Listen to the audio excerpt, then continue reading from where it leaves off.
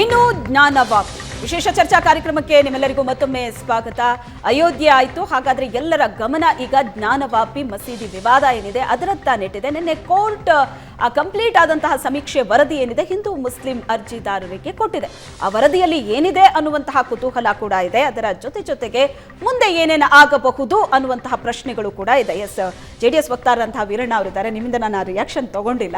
So ವರದಿಯಲ್ಲಿ ಏನಿದೆ ಗೊತ್ತಿಲ್ಲ, ಬಹಿರಂಗಗೊಳಿಸಬಾರದು ಅನ್ನೋ ಇನ್ಸ್ಟ್ರಕ್ಷನ್ ಕೂಡ ಕೊಡಲಾಗಿದೆಯಂತೆ.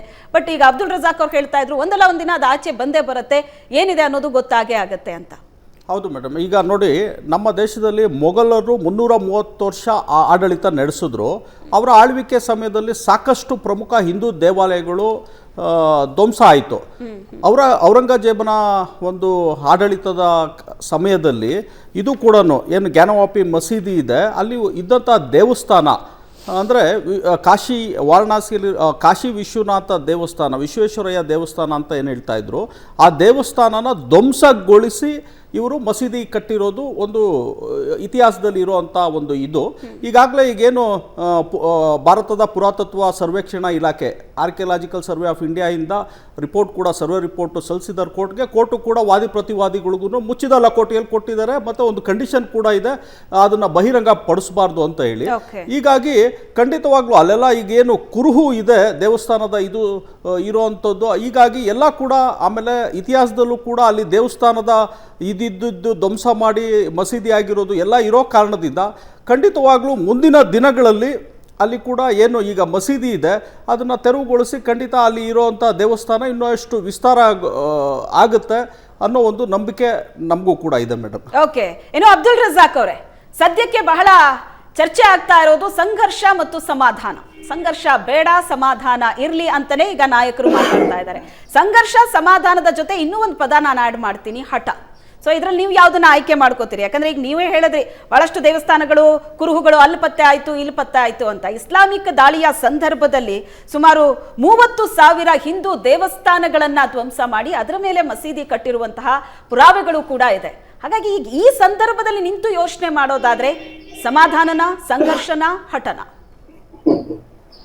ಶ್ವೇತಾ ನೋಡಿ, ಮೊದಲನೇದಾಗಿ ನಿಮ್ಮ ವಾದ ಏನು ಅನ್ನೋದೇ ಅರ್ಥ ಆಗ್ತಿಲ್ಲ. ಜ್ಞಾನವಾಪಿ ಅಲ್ಲಿದ್ದ ಒಂದು ಮಂದಿರವನ್ನ ಔರಂಗಜೇಬ್ ಹೊಡೆದಾಕಿ ಆದ್ಮೇಲೆ ಅದ್ರ ಮೇಲೆ ಇದು ಮಸೀದಿಯನ್ನ ಕಟ್ಟದ ಅಂತ ಹೇಳ್ತದು ನಿಮ್ ವಾದ. ಮಂದಿರವನ್ನ ಹೊಡೆದಾಕಿ ಮಸೀದಿಯನ್ನ ಕಟ್ಟೋನು ಮಂದಿರದ ಕುರುಹುಗಳನ್ನ ಯಾಕಪ್ಪ ಇಡ್ತಾನೆ? ಮಂದಿರದಿಂದ ಅವನಿಗೆ ಅಷ್ಟೊಂದು ದ್ವೇಷ ಇದ್ದಲ್ಲಿ ಮಸೀದಿಯದೇ ಇದು ನನ್ನ ವಾದ ಅರ್ಥ ಆಗಿಲ್ಲ, ನಿಮ್ಮ ರಿಯಾಕ್ಷನ್ ಅರ್ಥ ಆಗ್ತಿಲ್ಲ. ನಾನು ಒಂದೇ ಪ್ರಶ್ನೆ ಕೇಳ್ತೀನಿ, ಮಸೀದಿ ಒಳಗಡೆ ತ್ರಿಶೂಲ ಏನು ಮಾಡ್ತಾ ಇದೆ?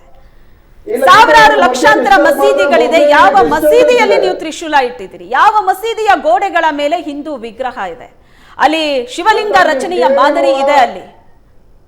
ಶ್ವೇತಾ, ನೀವು ಕೇಳಿರುವ ಒಂದು ಪ್ರಶ್ನೆಗೆ ಉತ್ತರ ಕೊಡಕ್ ಹೋದಲ್ಲಿ ಇನ್ನ ಸ್ಟಾರ್ಟಿಂಗ್ ಮಾಡಿರಲ್ಲ, ಮತ್ತೊಂದು ಪ್ರಶ್ನೆ ಕೇಳಿದ್ರೆ ನಾನು ಮೊದಲನೇ ಪ್ರಶ್ನೆಗೆ ಉತ್ತರ ಕೊಡ್ಬೇಕಾ, ಇಲ್ಲ ಇವಾಗ ಕೇಳಿದ್ರಲ್ಲ ಈ ಪ್ರಶ್ನೆಗೆ ಉತ್ತರ ಕೊಡ್ಬೇಕಾ? ದಯವಿಟ್ಟು ಸಮಾಧಾನದಿಂದ ಒಂದು ಅಟ್ಲೀಸ್ಟ್ 1 ನಿಮಿಷ ಆದ್ರೂ ಕೇಳಿಸ್ಕೊಳ್ಳಿ. ಅವಕಾಶ ಕೊಡ್ತೀರಾ?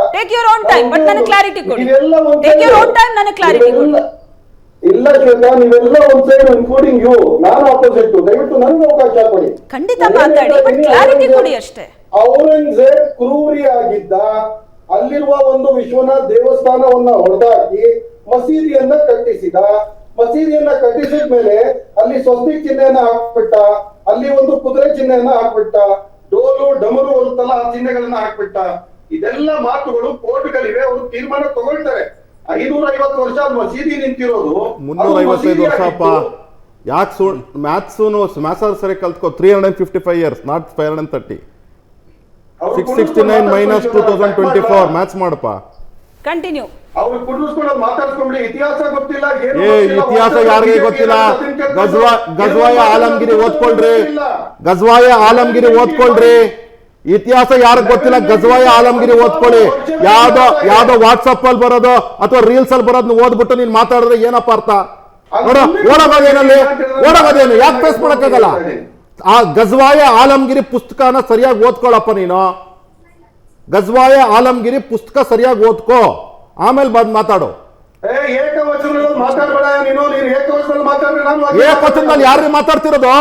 ನೀವು ಮ್ಯಾಥ್ಸ್ ಬಾಯ್ ಬಂದಾಗೆಲ್ಲ ನೀವು ಹೇಳಿದ್ರೆ ನೀ ನನಗೆ ಬುದ್ಧಿ ಪಾಠ ಹೇಳ್ಬೇಡ, ಒಂದ್ ನಿಮಿಷ ಕೂತ್ಕೋ.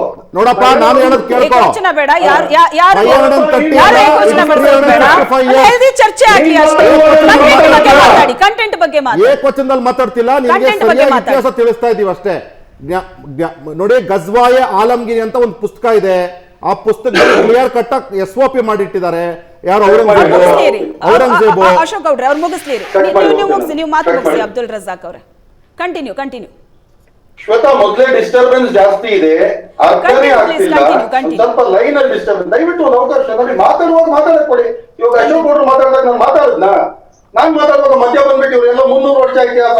300 ವರ್ಷನೇ ಇರ್ಲಿ, ಅವ್ರಿಗೆ 5 ಪೈಸಾ ಇತಿಹಾಸ ಗೊತ್ತಿಲ್ಲ. 1195 ಇಂದ ಇದೆ ಇದರ ಕಂಟಿನ್ಯೂ, ಪ್ಲೀಸ್ ಕಂಟಿನ್ಯೂ. ವಿಷಯಕ್ಕೆ ಬರೋಣ, ಪ್ಲೀಸ್ ಕಂಟಿನ್ಯೂ. ಟೈಮ್ ಆಗ್ತಾ ಇದೆ. ಮಸೀದಿ 1195 ಇಂದ ನಡೆದಿದೆ ಇದರ ಇದು ವಿವಾದಗಳು. ನೋಡಿ, ಸ್ವಾತಂತ್ರ್ಯದ ಹೋರಾಟವನ್ನ ಬಹಿಷ್ಕಾರ ಮಾಡಿ ಓಡಿ ಹೋದ ಹೇಳಿಗಳು ಇವತ್ತು ಬಂದ್ಬಿಟ್ಟು ನಮಗೆ ಹೇಳ್ತಾರ ಸಮಾಧಾನ. ಯೋಗಿ ಎಲ್ಲ ಅಪ್ಪಂದಲ್ಲ ಜಾಗ ಅದು. ಅಲ್ಲಿ ನಮಾಜ್ ನಡೀತಾ ಇದೆ, ನಮಾಜೇ ನಡಿಬೇಕು.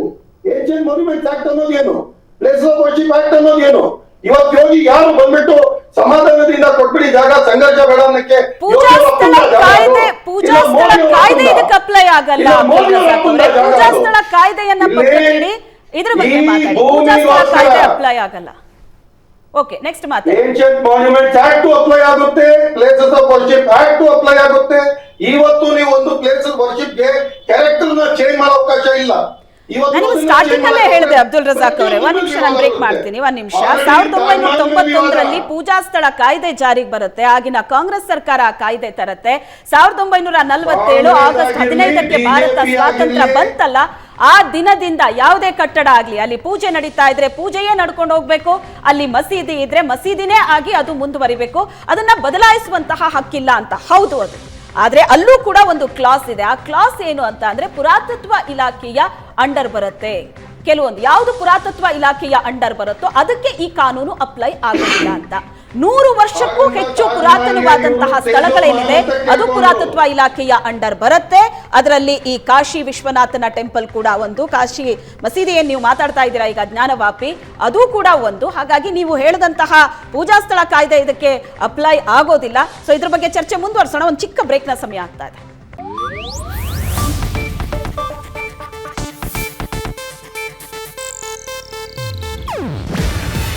ಇದು ಏಷ್ಯಾನೆಟ್ ನ್ಯೂಸ್ ನೆಟ್ವರ್ಕ್ ಪ್ರಸ್ತುತಿ. ನೀವು ನೋಡ್ತಿದ್ದೀರಾ ಏಷ್ಯಾನೆಟ್ ಸುವರ್ಣ ನ್ಯೂಸ್.